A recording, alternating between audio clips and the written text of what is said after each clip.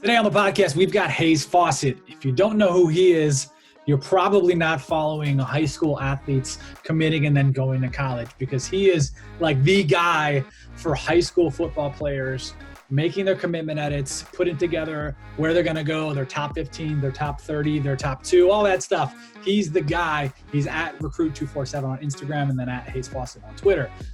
But he knows before we all know publicly.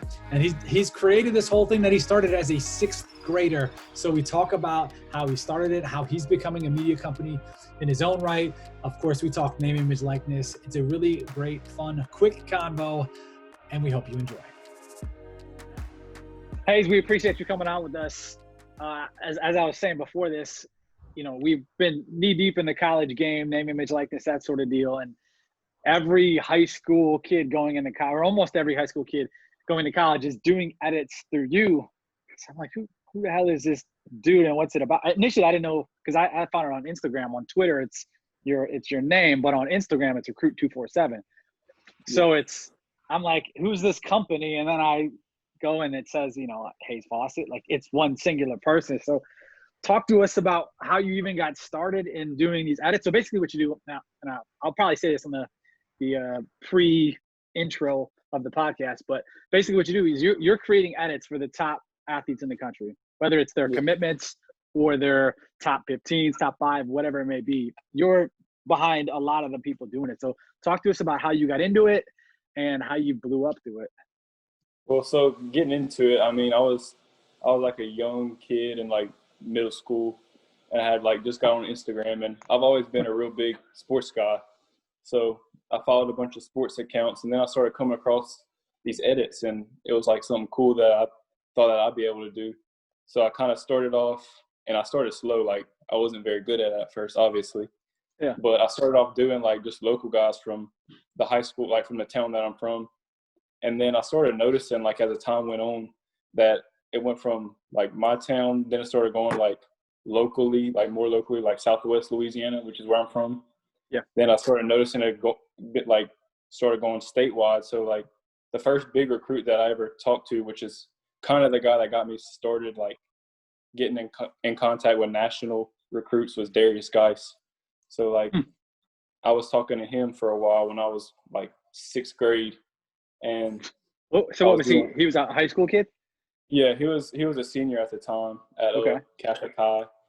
And what really started, I was doing work for him like throughout his whole senior year, and no one really knew who I was. But then he went to the Army All-American game, and that's where like all the top high school football athletes play at the end of their senior year. And throughout that whole week, I made him stuff. And then he was like posting all over his Twitter and Instagram. And I guess like just the guys from that game, seeing him put out stuff like that kind of like, I guess, boosted me a little bit to like kind of, you know what I mean, put my work out there a little bit more. And then, I mean, ever since then, it's just been these recruits see that other recruits are putting out stuff from me. So I guess that just kind of makes them want to come back to me, I guess. You know what I mean? Yeah. No, I love it. Because it is, I mean, it's, all right, one guy, he ends up becoming a big name, big star, and happens to, like, how did you even start a conversation with him? Like, where did that come from? He hit you up and you hit him up? Yeah, I think he hit me up because at the time I had an Instagram account where I post like mainly professional athletes, and I was noticing that when I post these professional athletes that I wasn't getting the contact or the interaction that I wanted to, like I'm getting with high school players. So I started thinking like, what could be an easier way for me to get in contact with these guys before they become pro? So at a young age, I thought, man, like doing high school edits for these recruits, they're the future of college football and the NFL. Like this is a perfect way to get started. And I mean, there was a need for it at the time because I was like one of the first people to kind of make it a thing, I guess you could say. Yeah. I mean, and you started this in 6th grade? Yeah, I was like 6th grade. Did you think it was a business on top of this, or were you just like, I just like to do this, I want to work with these guys or collab? I just did it because, like, honestly, I loved the game of football, and like being able to talk to these people was like really cool for me to do at such a young age. I mean, now looking back on it, I've talked to like so many first rounders and so many people that are like doing well in the league right now. So I was reading the list of guys, and this is guys in the league. I'm gonna pull it up. I know it was like Kyler Murray, C.D. Lamb, Trevor Lawrence, Jerry Jeudy, like Chase Young, Jonathan Taylor, Trevor Etienne, like this ridiculous list of like the who's of college currently, and then some young pros too. But I love that you started it so early, and we're confident enough to like put it out there. Here's what I'm doing, and then so initially, were you making any money off it? I know you charge guys now, but when I first started, like I was the nice guy. Obviously, I was like, I'll do this for free. Like you're helping me get my name out there, so the least I can do is just give you this for free. So yeah, and you got to do that. I mean, shit, we've done lots of free stuff ourselves, just to get in it, to work with certain people or to get in the door, or whatever along the way. But now you make money off it, so you charge people for the edits and stuff. We don't need to get into prices. I don't care about that. But I like what. So like to me, it's such an important. Obviously, it's such an important event for a commitment. But even beforehand, I saw the one that you did was like from 37. Like 37 offers, it was AJ Duffy, to his top 15.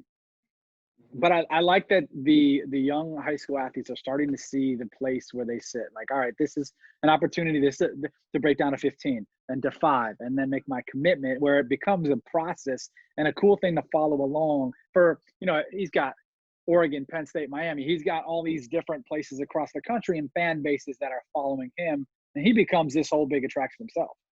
Right. Yeah. Yeah. So we talked a little bit on the DMs about some other stuff you want to start creating. You want to start doing a podcast and creating some more stuff around it. Talk to us about why and how you plan to do this and set up logistics, all that stuff. Can you repeat that real quick? You kind of cut out a little bit earlier. My bad. Shoot. I'm checking my Wi-Fi. What I was saying was, so we talked about this. So one, let me backtrack a little bit. One, I love that you're doing this and that you started it so early. I think this is such a massive opportunity, and there's lots of, when we talk name, image, likeness, there's lots of people that could be taking advantage of what you do, and there's also athletes who could be doing similar things to what you do. And there's a lot of people that work in graphic design, or maybe not a lot, but some for sure that work in graphic design and could do some cool stuff. But the evolution of what you're doing, next steps. We've talked a little bit on the DMs about, you want to start a podcast and you want to start doing more video stuff. And how do you plan to do that? And how do you plan to, like, what's the evolution for you on all this? So I was thinking, like, I think it'd be a cool thing to, I have such a big audience on Instagram that, maybe after a player releases a top schools list or commits, that maybe they can like go live with me on Instagram. We can kind of talk about it a little bit. Or another route that we could go is I can make my podcast like we were talking about.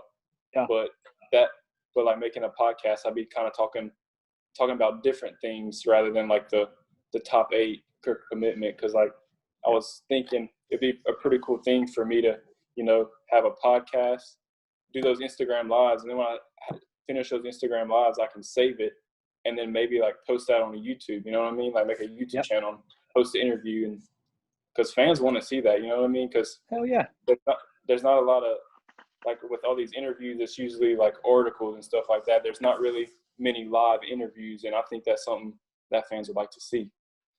1,000. You could even loop in, if there's a top 5 commits or something, like have some of those fans come in on that live after that athlete comes in or something and say, hey, you're top 5. What are you guys thinking over there? I think that's I'm sure there'd be, and I'm sure there'd be people on there already. Just by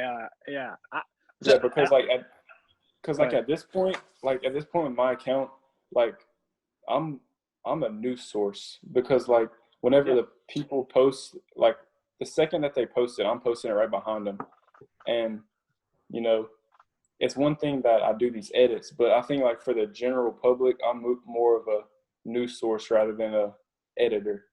You know what I mean? Definitely. I think, well, here's what I think. If I posted, I sent you this video too. And I mean this, when you're an athlete, I think it should go like this. So you drop your commitment. Immediately you have a video that talks about why you made the commitment.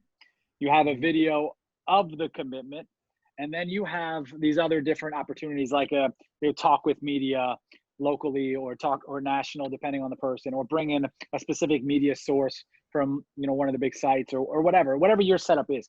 But create, it's such a big event. Start creating yourself as this whole media entity, because some of these people are big media entities. We're seeing high school players come in with thousands of followers, up to millions of followers, some of these really, really big names. And you're a media company now, and especially with name, image, likeness opening up, you can now make money. These people that are committing now, when they step foot on a football field for you, or basketball court, or wherever their sport is, the next time they step foot on that court or that field, they'll be able to make money. So start thinking from that perspective. For you, I love being able to do that. And how that could work is you could do the live. You could cut that up very simply, put that as a podcast for the audio, and then also do it on a YouTube channel. And then a podcast conversation type could be a little more casual around what's going on. Or, you talk to me because I just committed to Bowling Green. Here we go. Like where I played back in the day. Hey, get him some graphics, man. Get him a graphics. I know, I got to, yeah. Top 5.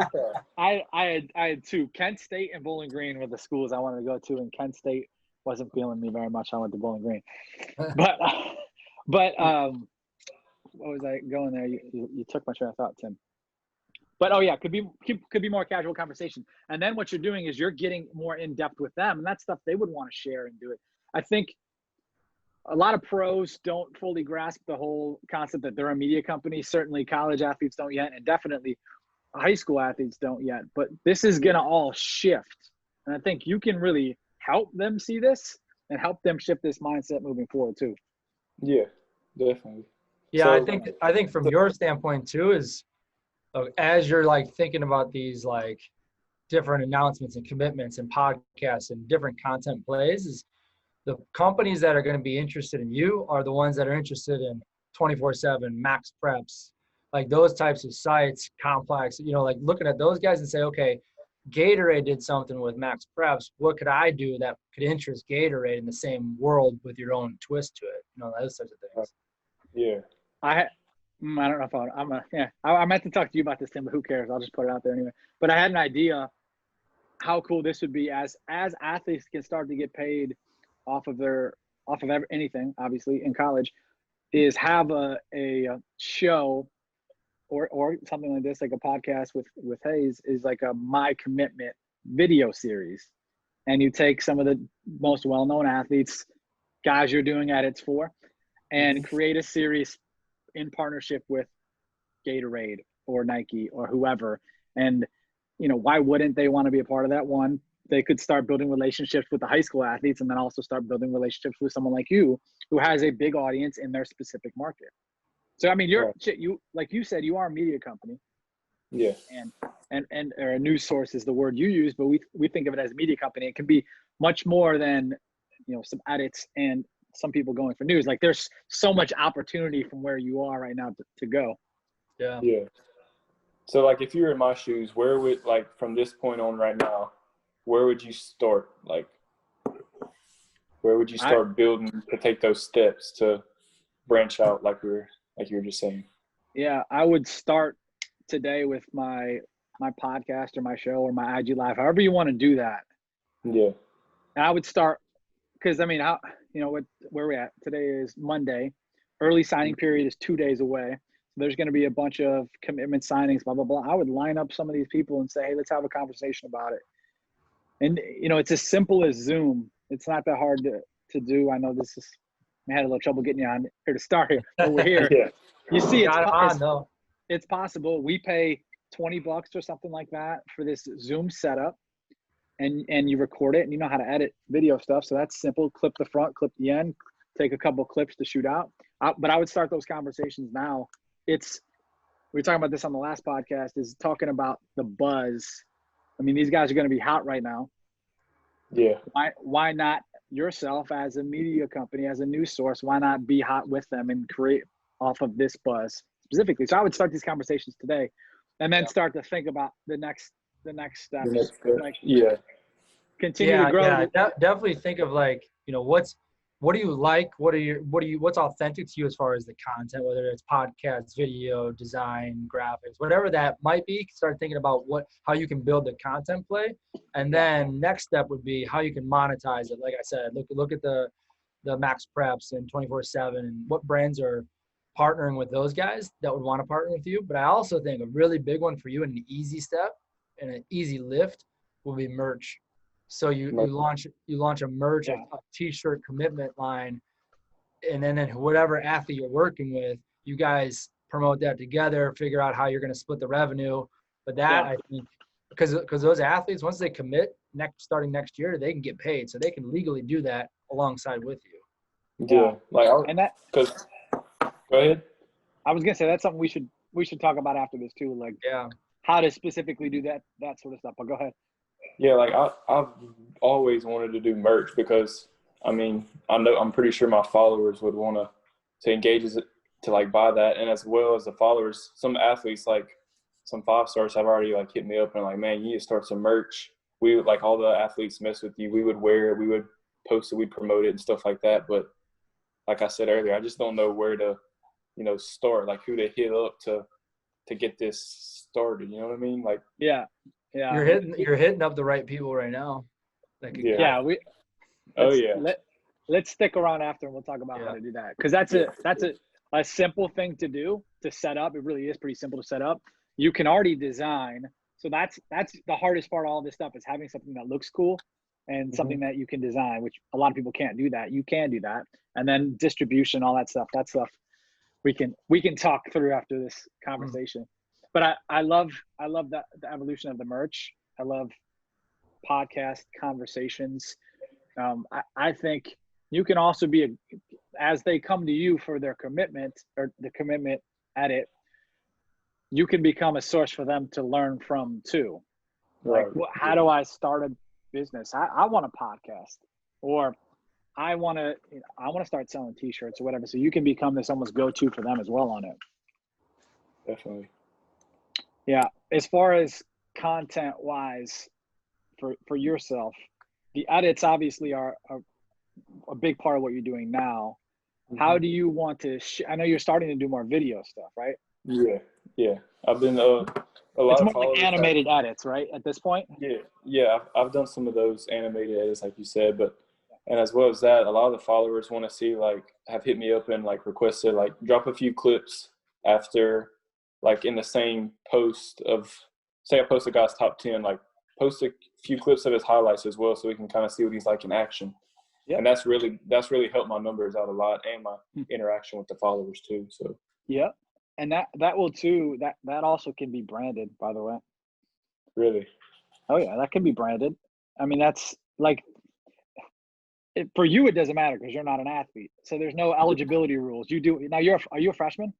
Yeah, I'm a freshman. So we're what I love. So we had on the last podcast was Zach Shoemaker, who interviews and talks to a lot of high school and college, and then some NBA basketball players. He's also a freshman in college. I love that young people are starting to think like this and doing some different stuff.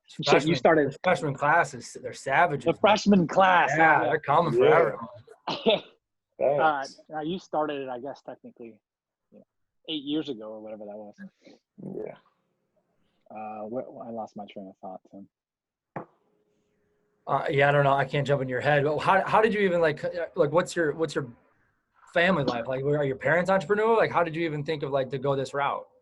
Well, my mom is a teacher and my dad's a insurance agent. So I mean, like, when I first started this, I didn't even like think of it as like a business or anything. I just kind of wanted to do it for fun and like just to be able to have the opportunity to talk to these highly sought out athletes. And then, I mean, like, once it blew up, like, so here's kind of how it blew up more over, like this year has blown up more than it ever has, because I started off in middle school and then it wasn't that big. But then, like, my freshman year, I had like ESPN, Bleacher Report, all these different media people like do interviews with them, and they'd like, and I was on USA Today and things like that.